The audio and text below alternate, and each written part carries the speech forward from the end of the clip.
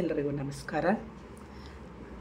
ನಮ್ಮ ಎಲ್ಲ ಸಮಸ್ಯೆಗಳಿಗೆ ಪ್ರಕೃತಿನಲ್ಲೇ ಉತ್ತರ ಇದೆ, ಪರಿಹಾರ ಇದೆ. ಆದರೂ ನಮ್ಮ ಕಣ್ಣಿಗೆ ಕಾಣ್ತಾ ಇಲ್ಲ. ಯಾಕೆ ಹೇಳಿ? ಕಾರಣ ನಾವು ನೋಡ್ತಾ ಇಲ್ಲ. ಪ್ರಕೃತಿನಲ್ಲಿ ಸೂರ್ಯನನ್ನು ನೋಡಿ, ಎಷ್ಟು ನಿಖರ ಹಾಗೂ ದೋಷರಾಹಿತ್ಯನಾಗಿದ್ದಾನೆ.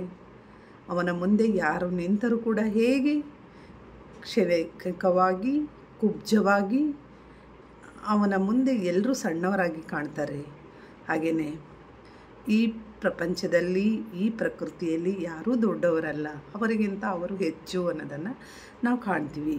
ಅದಕ್ಕೆ ಒಬ್ಬರು ಸಂತರು ಹೇಳ್ತಾರೆ, ನೀವೀಗ ನೀನು ದೊಡ್ಡದು ಅಂತ ಕೇಳ್ಕೋದಾಗ ಬೆಟ್ಟ, ನದಿ, ಸೂರ್ಯ ಎಲ್ಲರೂ ಕೂಡ ನಾನು ದೊಡ್ಡವರಲ್ಲ ಅಂತ ನನಗಿಂತ ಅವ್ರು ದೊಡ್ಡವರು ಅಂತ ಬೇರೆಯವರನ್ನು ತೋರಿಸ್ತಾ ಹೋಗ್ತಾರೆ. ಕೊನೆಗೆ ಭೂಮಿ ಮೇಲೆ ಬರುತ್ತೆ. ಭೂಮಿ ಭಗವಂತನ ಮೇಲೆ ಹೇಳ್ತಾಳೆ, ಭಗವಂತ ನನಗಿಂತ ಭಕ್ತ ಶ್ರೇಷ್ಠ ಅಂತ ಹೇಳ್ತಾನೆ. ಆದರೆ ಮನುಷ್ಯರು ನಮ್ಮನ್ನು ಯಾರಾದರೂ ನೀನು ದೊಡ್ಡ ವ್ಯಕ್ತಿಯಪ್ಪ, ರಿಯಲಿ ಗ್ರೇಟ್ ಅಂದ ತಕ್ಷಣ ಇನ್ನೂ ಹೆಚ್ಚಿನ ನಾವು ಮಾಡದ ಸಾಧನೆಯನ್ನು ನಮ್ಮ ಮೇಲೆ ಹೇಳ್ಕೊಂಡು ನಾವು ಖುಷಿಯನ್ನು ಪಡ್ತೀವಿ. ಈ ಅಹಂಕಾರ ಪ್ರಕೃತಿಯಲ್ಲಿ ಎಲ್ಲೂ ಕಾಣಲ್ಲ. ಅದರಿಂದ ನಾವು ಒಳ್ಳೆಯ ಸಾಧನೆಯನ್ನು ಮಾಡಿದಾಗ ಅದಕ್ಕೆ ಸಹಕರಿಸಿದವರೆಲ್ಲರನ್ನೂ ನಾವು ಸ್ಮರಿಸಬೇಕು. ಹಾಗೆ ಏನಾದರೂ ಒಂದು ಸಣ್ಣ ತಪ್ಪುಗಳಾದಾಗ ನನ್ನ ಒಂದು ಯೋಚನಾ ಶಕ್ತಿಯಿಂದ ಇರ್ಬೋದು, ನನ್ನ ಕೆಲಸದ ರೀತಿಯಲ್ಲಿರ್ಬೋದು, ದೋಷ ಆಗಿದೆ ಅನ್ನೋದನ್ನು ನಾವು ಅರಿಬೇಕಾಗುತ್ತೆ. ನೋಡಿ, ಪ್ರಕೃತಿನಲ್ಲಿ ಎಷ್ಟು ಒಳ್ಳೆಯ ಉತ್ತರ ಇದೆ ಅನ್ನೋದನ್ನು ನಾವು ಗಮನ ಇಟ್ಟು ನೋಡಬೇಕಷ್ಟೇ ಇಲ್ಲಿ.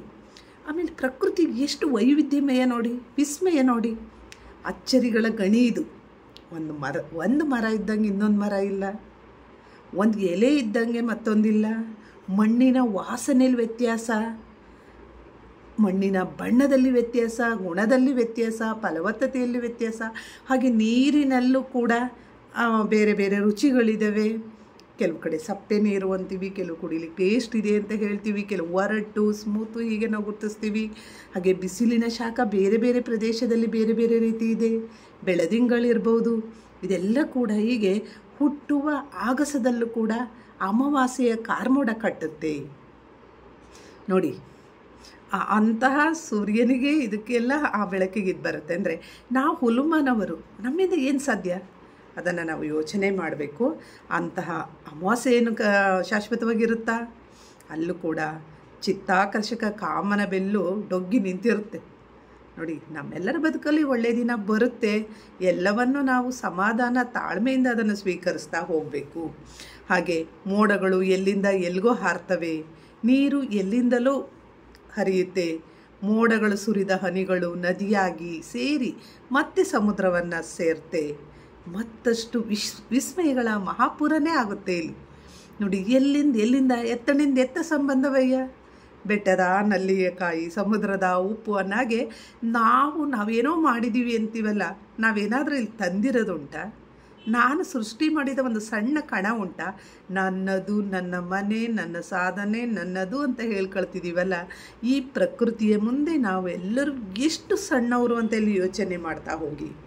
ಆದರೆ ಇಂಥ ಅದ್ಭುತ ಪ್ರಕೃತಿನಲ್ಲಿ ನಾವೆಲ್ಲರೂ ಹುಟ್ಟಿದ್ದೀವಿ ಅಂದರೆ ಖಂಡಿತ ಸಂತೋಷ ಪಡಬೇಕಲ್ವಾ?